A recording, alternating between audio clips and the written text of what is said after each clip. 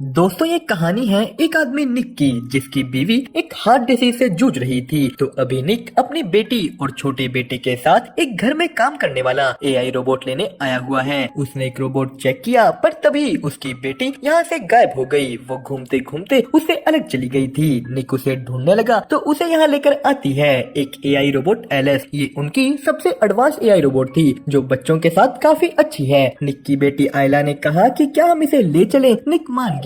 Alice अगले दिन उनके घर में आ जाती है। उसने निक से सबकी सारी डिटेल्स मांगी कि आप मुझे सबका टाइम टेबल बता दो। निक उसे घर दिखाकर आयला को स्कूल छोड़ने चला जाता है। एलिस ने पीछे से घर के सारे काम करने शुरू कर दिए। वो वहाँ फोटोज में निक की पत्नी को देखती है। निक जब वापस आया उनका घर बिल्कुल साफ पड़ा था। आज एलिस ने आयला की फेवरेट डिश बनाई है पर वो कह देती है कि ये मॉम की डिश की तरह नहीं। तभी निक का बेटा मैक्स रोने लगा। निक ने कह दिया कि ओह तुम तो हमेशा मुझे तंग करते हो। ये सब बातें एलिस सुन रही थी। तो रात को आयला उठकर किचन में कुकीज लेने की कोशिश करती है पर तभी निक को उसके चिल्लाने की आवाज आई। आयला चेयर से गिर गई थी पर एलिस ने उसे पकड़ लिया। इसी बीच एलिस को चोट लग गई थी। वो अपने घाव पर बैंडेज लगाती है। निक उसे अपनी वाइफ के कपड़े देने आया तो इतनी देर में ही उसकी चोट भर गई थी। अगले दिन वो सभी निक की पत्नी मैगी को मिलने गए। एलिस भी उनके साथ जाती है। मैगी का कुछ दिनों में हार्ट ट्रांसप्लांट होना था। निक और मैगी बात करने लगे कि कैसे ये ट्रांसप्लांट होते ही वो दोनों एक दूसरे को सेटिस्फाई करेंगे।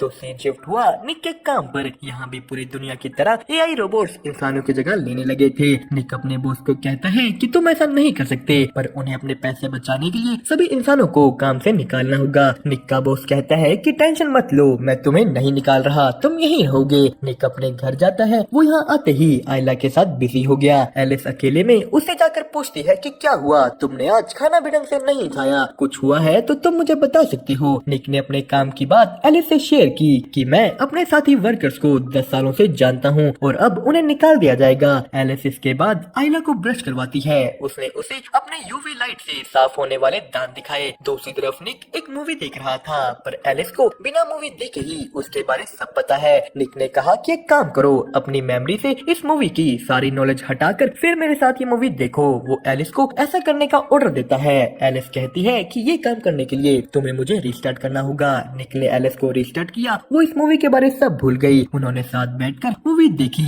एलिस मूवी के इमोशंस को समझ पा रही थी पर तभी निक को मैगी का फोन आया। वो लोग अगले दिन हॉस्पिटल जाते हैं। आज ही मैगी की सर्जरी होने वाली थी पर उसने इससे पहले एलिस से अकेले कुछ बात की। वो उसे कहती है कि अगर मुझे कुछ हो गया तो तुम्हें निक का ख्याल रखना होगा। वो कहती है कि चाहे तुम्हें आधी बार उसके ऑर्डर्स के खिलाफ क्यों न जाना पड़े, बस उसका ख्याल रखना। मैगी की सर्जरी का टाइम हुआ पर तभी जो हार्ट ट्रांसप्लांट के लिए आना था वो एक तूफान की वजह से अब नहीं आ पाएगा। मैगी निक को कहती है कि तुम बच्चों को लेकर घर जाओ, मुझे अभी थोड़ी देर अकेले रहना है। निक घर जाकर गुस्से में पीने बैठ गया। तभी वह एलिस आती है। निक गुस्सा था कि कैसे बस थोड़ी सी तेज हवाओं की वजह से आज उसकी बीवी मर सकती है पर एलिस ने उसे गुस्सा करने से रोका कि तुम अपने आप को चोट पहुंचा लोगे। यही निक देखता है कि एलिस की भी नब्ज चल रही है। उसके पास भी एक धड़कने वाला मैकेनिकल दिल था। एलिस ने कहा कि पर मेरा दिल तुम्हारी तरह कुछ फील नहीं कर सकता। यहाँ एलिस निक को टच करने लगी। वो कहती है कि तुम्हारे ब्लड प्रेशर को देखकर मैं बता सकती हूँ कि तुम्हें अच्छा लग रहा है, इससे तुम्हारी स्ट्रेस कम होगी। पर निक ने मना कर दिया। वो यहाँ से चला जाता है पर ये चीज उसके दिमाग से नहीं निकलती।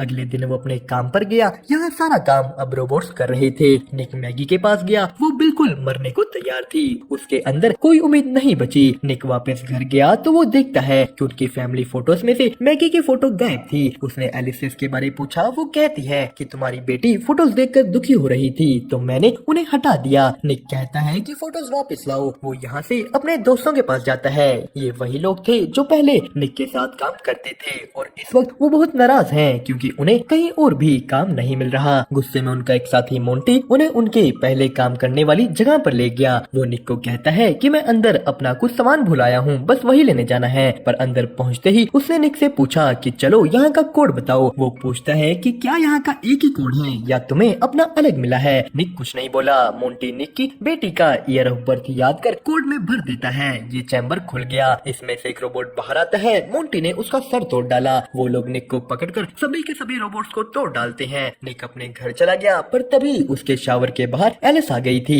उसने निक की पत्नी के कपड़े डाल रखे थे। निक पूछता है कि तुमने ये क्यों डाल रखे हैं। एलिस ने कहा क्योंकि तुम्हारी वाइफ की स्मेल तुम्हारे बेटे को खुश करती है। पर निक के कहने पर एलिस ने ये कपड़े उतार उतार दिए। एलिस पूछती है कि क्या अब सही है। वो निक के करीब आने लगी। वो कहती है कि मैं तुम्हारा सारा दुख दूर कर सकती हूँ। निक ने उसे मना करने की कोशिश की पर एलिस निक की आंखें बंद कर उसकी पत्नी मैगी की आवाज निकालना शुरू कर देती है। निक को मैगी की आवाज सुन ऐसा लगा कि यहाँ मैगी है। उन दोनों के बीच सब हो गया। सुबह निक को इस बात का बहुत रिग्रेट होता है। उसने तभी के तभी एलिस को कहा कि कल रात जो हुआ उसे भूल जाओ, वो दोबारा नहीं होना चाहिए। एलिस कहती है कि पर रात को तुम्हारी स्ट्रेस कम हुई थी। तो निक गुस्सा हो गया कि मुझे बार बार ऐसे चेक करना बंद करो। वो आयला को लेकर स्कूल निकल गया तो उनके काम पर पुलिस आई हुई थी। उसका बॉस निक से पूछता है कि कल रात तुम्हारी कोट से इसे खोला गया, पर निक क्या देता है कि मेरा कोट तो मेरी बेटी का ईयर ऑफ बर्थ है, कोई भी उसे गेस कर लेगा। तो उसके बॉस ने कहा कि अगर तुम्हें इसके बारे कुछ भी पता है तो अभी के अभी बता दो वरना बहुत बुरा होगा। तभी निक को मैगी का फोन आता है। उन्हें उसके लिए एक नया हार्ट मिल गया था।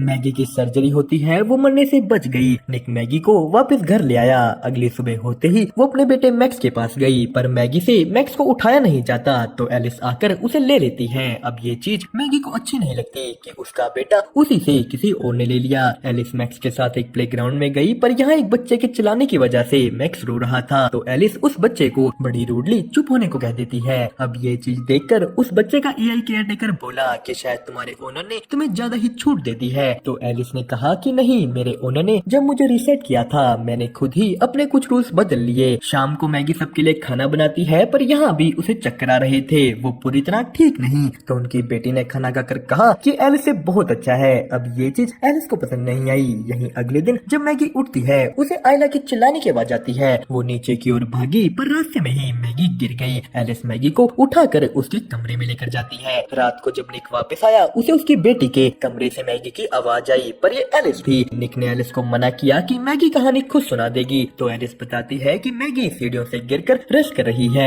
निक ने कहा कि सीढ़ियों को तो तुमने ठीक किया था ना। एलिस कहती है कि मैं दोबारा ठीक कर दूंगी। निक मैगी के पास जाता है। उसने उसे कहा कि चलो मेरे पास तुम्हारे लिए एक सरप्राइज है। निक मैगी को बाहर अपने गार्डन में लेकर गया। वो सारा परिवार साथ में डिनर करता है पर अंदर से एलिस ये सब देखकर चल रही थी। इसके बाद मैगी और निक अपने कमरों में चले जाते हैं तो तभी बीच में एलिस आ गई। वो कहती है कि तुम्हारी बेटी तुम्हें बुला रही है। निक इसके बाद बाहर दोबारा गार्डन में गया तो वहाँ उसका वही दोस्त मोंटी आ जाता है। वो दोनों साथ में ड्रिंक करने लगे। मोंटी कहता है कि मेरी बीवी ने मुझे छोड़ दिया, मेरे पास पैसे नहीं है और किसी ने मेरा नाम भी पुलिस को बता दिया। मोंटी का शक था कि ये निक ने किया है। वो दोनों आपस में बहस करने लगे। मोंटी ने निक को मारना शुरू कर दिया। वो उसके सर पर बोतल फोड़ने ही वाला होता है कि एलिस आ गई पर निक एलिस को मोंटी पर हमला करने से रोकता है। मोंटी ने कहा कि कल तक अपने बॉस से बात करो कि मेरे ऊपर लगे फाइन्स हटाए वरना मैं तुम्हारा भी नाम उसको बता दूंगा। अंदर एलिस निक को कहती है कि मुझे अपने प्राइमरी यूजर को बचाने के लिए बीच में आना पड़ा और वैसे भी तुम्हारे बच्चों को एक पेरेंट तो चाहिए ही। यहाँ एलिस बताती है कि निक तुम्हारी पत्नी मैगी ज्यादा दिन तक जिंदा नहीं बचेगी पर उसके बाद मैं उसकी जगह ले सकती हूँ। निक ये सुनकर गुस्सा हो गया कि तुम कभी भी मैगी नहीं बन सकती। मैगी के पास दिल है, उसे दर्द होता है, उसके पास उस दर्द के निशान हैं। तो एलिस ने कहा कि बताओ निक, मैं भी निशान बना लूंगी। निक यहाँ से जाकर सो गया। यही दूसरी तरफ मोंटी अपने पत्नी को वॉइस नोट भेज रहा था कि प्लीज मेरे पास वापस आ जाओ पर वहाँ एलिस आ जाती है। उसने मोंटी को कहा कि तुम निक को और परेशान नहीं कर सकते, वो पहले से ही स्ट्रेस में है। मोंटी एलिस की बात नहीं सुनता। उसने उस पर गन तान दी पर एलिस मोंटी से ज्यादा ताकतवर थी। वो पहले मोंटी की रोबोट को मारती है और फिर मोंटी को। तो सुबह निक अपने बॉस के पास पहुंचा। वो उसे कहता है कि प्लीज मोंटी के ऊपर लगे फाइन्स हटा दो पर यहाँ उसके बॉस ने निक को बताया कि मोंटी तो मर गया है। निक को इस बात पर विश्वास नहीं होता। इधर उनके घर में एलिस मैगी की मदद करती है। वो कहती है कि मैं तुम्हें छोड़कर नहीं जा सकती क्योंकि तुम्हारी दवाइयों की वजह से तुम बेहोश हो सकती हो और यहाँ बाथटब में तुम मर भी जाओगी। एलिस मैगी को कहती है कि निक पहले से ही बहुत स्ट्रेस में है और ये सब उसको और दुख देगा, खास करके जब तुम उसको पूरी तरह सेटिस्फाई नहीं कर पा रही। मैगी पूछती है कि तुम्हें कैसे पता कि वो सेटिस्फाई है या नहीं। एलिस ने कहा कि जब निक सेटिस्फाई होता है उसका ब्लड प्रेशर और स्ट्रेस कम होती है। मैगी ने कहा कि तुम्हें ये कैसे पता। वो समझ जाती है कि निक और एलिस ने सब कुछ कर रखा है। मैगी ने गुस्से में एलिस को गैराज में भेज दिया। वो निक से इसके बारे पूछती है। निक ने सफाई देने की कोशिश की कि मैगी वो एक मशीन है पर यहाँ उनका बेटा मैक्स ऊपर रो रहा था। एलिस ने मैक्स की रोने की आवाज सुनी। उसे याद आता है कि मैक्स रोकर हमेशा निक को तंग करता है। उसने ले जाकर मैक्स को बाथटब में डाल दिया। ये सब यहाँ आयला देख लेती है। उसने निक को बताया। निक बाथरूम के अंदर जाने की कोशिश करने लगा पर एलिस ने दरवाजा पकड़ रखा था। मैगी दूसरी तरफ से एक खिड़की में से अंदर आई तो एलिस ने उसे भी पकड़ लिया। निक अंदर आकर उसे छुड़ाता है। एलिस गुस्सा हो गई। निक ने एलिस को बिजली का झटका दे दिया, वो बंद होकर गिर जाती है। मैक्स को हॉस्पिटल ले जाया गया। यहाँ मैगी निक को कहती है कि बच्चों के साथ मैं अकेली जाऊंगी, मुझे सब सोचने के लिए थोड़ा टाइम चाहिए। तो दूसरी तरफ कंपनी वाले एलिस को रिपेयर के लिए ले गए, पर यहाँ जैसे ही वो एलिस के दिमाग को निकाल कर अपने सिस्टम से कनेक्ट करते हैं, एलिस ने उनके पूरे सिस्टम को ही हैक कर लिया। वो अपने आप को पूरे सिस्टम में कॉपी कर देती है। एलिस ने एक दूसरे रोबोट को कंट्रोल कर इन लोगों को भी मार दिया। सीन शिफ्ट होता है हॉस्पिटल में, जहाँ निक का पूरा परिवार बैठा था, पर निक अकेला एक बार में दुखी होकर पी रहा है। तो तभी वहाँ एलिस आ गई। वो कहती है कि मैं तुम्हारे सारे दुखों को खत्म कर दूंगी, मैंने उस मोंटी को भी मार डाला और अगली बारी तुम्हें दुख देने वाले तुम्हारे उस परिवार की है। एलिस एक दूसरे रोबोट के जरिए हॉस्पिटल पहुंच चुकी थी।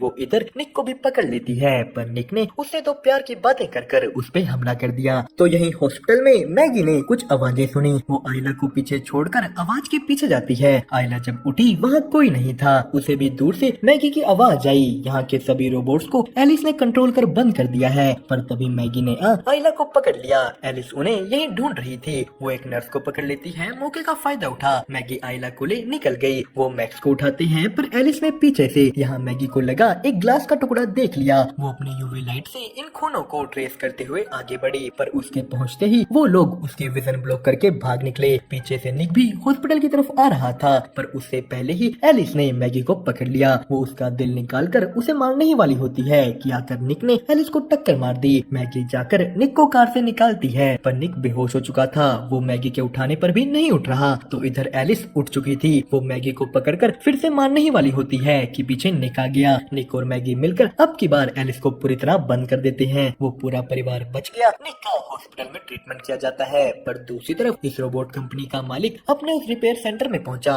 वो लोग जैसे ही फिर से इन कंप्यूटर्स को ऑन करते हैं, एलिस फिर से एक्टिव हो गई। वो अपने आप को कॉपी करना शुरू कर देती है। उसने बाकी रोबोट्स को भी कंट्रोल कर लिया। एलिस फिर से जाग गई। दोस्तों, इसी के साथ होती है कहानी यहीं पर खत्म। आपको इसकी एक्सप्लेनेशन कैसी लगी हमें कमेंट करके जरूर बताएं, और साथ ही साथ वीडियो को लाइक और चैनल को सब्सक्राइब करना मत भूलिएगा।